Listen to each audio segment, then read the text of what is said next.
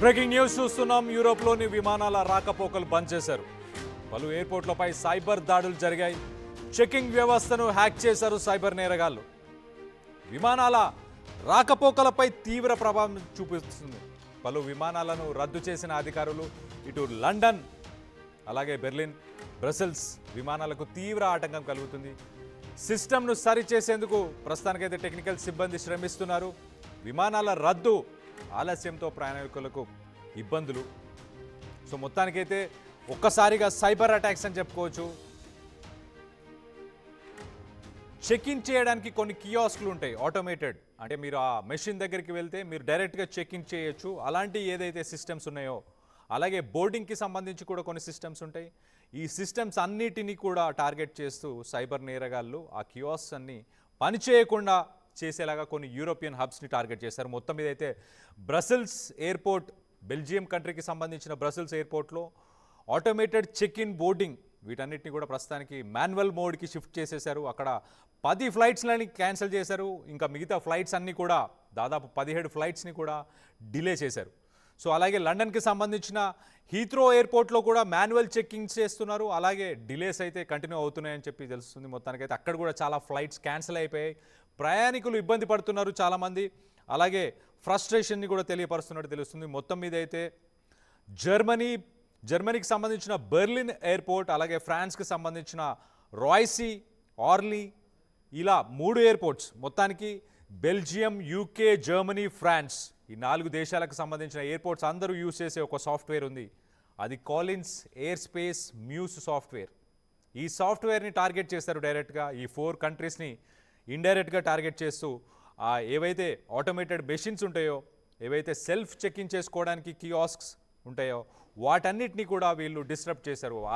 ఆ సేవలన్నీ కూడా ముందుకెళ్లకుండా చేశారు, సైబర్ అటాక్ చేశారు. మొత్తానికైతే చాలా కంట్రీస్కి సంబంధించిన ఎయిర్లైన్స్, ఎయిర్పోర్ట్స్, ఆపరేటర్స్ అందరూ, అంటే ఆటోమేటెడ్ కదా, అన్నీ ఆటోమేట్ అయ్యే పరిస్థితి నుంచి సడన్గా పాతకాలానికి వెళ్ళిపోయినట్టు ఒక్కసారిగా మాన్యువల్ మోడ్కి వెళ్ళిపోయారు. అంటే మాన్యువల్గా చెక్ ఇన్ చేయాలి, బ్యాగేజ్ మాన్యువల్గా చెక్కింగ్ చేయాలి, బోర్డింగ్ మాన్యువల్గా చేయాలి. ఇదంతా ఎయిర్పోర్ట్ స్టాఫ్ మీద చాలా పని ఒత్తిడి క్రియేట్ చేస్తుంది. ఎట్ ద సేమ్ టైం అక్కడ ప్రయాణికులు ఎవరైతే ఉన్నారో వాళ్ళందరూ కూడా ఆ డెస్టినేషన్స్కి డిలే అవ్వడంతో, ఫ్లైట్స్ క్యాన్సిల్ అవ్వడంతో తీవ్ర ఇబ్బందులు అయితే ప్రయాణికులు కూడా పడుతున్నట్టు తెలుస్తుంది. మొత్తం మీద అయితే ఒక్కసారి మనం చూస్తే సెప్టెంబర్ 19న రాత్రి వేళ సైబర్ అటాక్స్ జరిగాయి. కాలిన్స్ ఏరోస్పేస్ సిస్టమ్ అని చెప్పేసి ఆ ఏరోస్పేస్ సిస్టమ్కి సంబంధించిన చెక్ ఇన్, అలాగే బోర్డింగ్కి సంబంధించిన ఆ కియాస్క్లు, అలాగే డ్రాప్ బ్యాగ్స్ని, మీరు లగేజ్ బ్యాగ్స్ని ఎక్కడైతే డ్రాప్ చేసే మెషిన్స్ కూడా ఉంటాయి, ఆ మెషిన్స్ ఇవన్నీ కూడా పనిచేయడం మానేసింది. ఎర్లీ మార్నింగ్ బ్రసెల్స్కి సంబంధించిన ఎయిర్పోర్ట్లో వెంటనే ఎఫెక్ట్ చూపించింది. 10 ఫ్లైట్స్ క్యాన్సిల్ చేశారు, 17 ఫ్లైట్స్ని పోస్ట్పోన్ చేశారు. దాని తర్వాత లండన్ నెక్స్ట్ మార్నింగ్ టైంలోనే September 20th morning London Heathrow అలాగే బెర్లిన్ ఎయిర్పోర్ట్స్లో కూడా టెక్నికల్ ఇష్యూస్ స్టార్ట్ అయిపోయినాయి. సో ఫస్ట్ బ్రసెల్స్ తర్వాత బెల్జియం తర్వాత లండన్ తర్వాత బెర్లిన్ ఎయిర్పోర్ట్ తర్వాత నెక్స్ట్ కాలిన్స్ ఎయిర్ స్పేస్ మధ్యాహ్నం ఒఫీషియల్గా ఒక స్టేట్మెంట్ రిలీజ్ చేశారు. మ్యూస్కి సంబంధించిన సాఫ్ట్వేర్ని టార్గెట్ చేస్తూ వాళ్ళు ఇలా చేశారు. కాబట్టి ప్రస్తుతానికైతే మేమైతే చాలా ఫాస్ట్గా దీన్ని రిస్టోర్ చేసే ప్రయత్నం చేస్తాం. దీన్ని మళ్ళీ ఈ సేవలన్నింటినీ కూడా ప్రజలకు, ప్రయాణికులకు అందించేలాగా అతి త్వరలో వీటిని ఆపరేషన్స్ మోడ్కి తీసుకొచ్చే ప్రయత్నం చేస్తామని చెప్పుకొచ్చారు. ఎయిర్పోర్ట్స్ అయితే ప్రస్తుతానికి మాన్యువల్గా నడిపిస్తున్నాయని ఆపరేషన్స్ అని చెప్పుకోవచ్చు. అన్ని మాన్యువల్గా అంటే చాలా శ్రమిస్తున్నారు అక్కడ టెక్నికల్ సిబ్బంది, కానీ అక్కడ ఉన్న సిబ్బంది, ఎయిర్పోర్ట్స్కి సంబంధించిన సిబ్బంది, కానీ అవన్నీ వాళ్ళు చేయలేరు. కాబట్టి మొత్తానికైతే ప్రయాణికులు ఇబ్బంది పడుతున్నారు. మొత్తానికి చెక్ ఇన్, బోర్డింగ్ ఇవన్నీ కూడా ఎక్కువ టైం పట్టడంతో, ఎక్కువ స్టాఫ్ లేకపోవడంతో ఈ ప్రయాణికులు అయితే ఇబ్బంది పడుతున్నారు. ఒక రకంగా సైబర్ దాడులు అని చెప్పుకోవచ్చు. సైబర్ దాడులు యూరోప్కి సంబంధించిన 4 దేశాలకు సంబంధించిన ఎయిర్పోర్ట్స్ అన్నిటిపై ఎఫెక్ట్ చూపిస్తున్నాయి ప్రస్తుతానికైతే.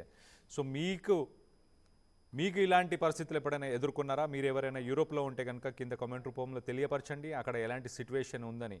సో దీనికి కాలిన్స్ ఏరోస్పేస్ వీళ్ళ సర్వర్స్, వీళ్ళ హార్డ్ డిస్క్, వీళ్ళ బ్యాకప్ ఇవన్నీ కూడా ఎఫెక్ట్ అయ్యాయి ఈ సైబర్ దాడుల్లో. దానివల్ల ఈ మొత్తానికైతే ఈ 4 దేశాలకు సంబంధించిన ఎయిర్పోర్ట్స్ వీటన్నిటికైతే ఎఫెక్ట్ పడింది. మొత్తానికైతే యూరోప్ ఒక రకంగా యూరోప్ అంతా స్తంభించిందని చెప్పుకోవచ్చు. మనం ఆ ఎయిర్పోర్ట్స్ గురించి మాట్లాడుకుంటే లండన్ హీత్రో ఎయిర్పోర్ట్ చాలా బిజీయెస్ట్ ఎయిర్పోర్ట్.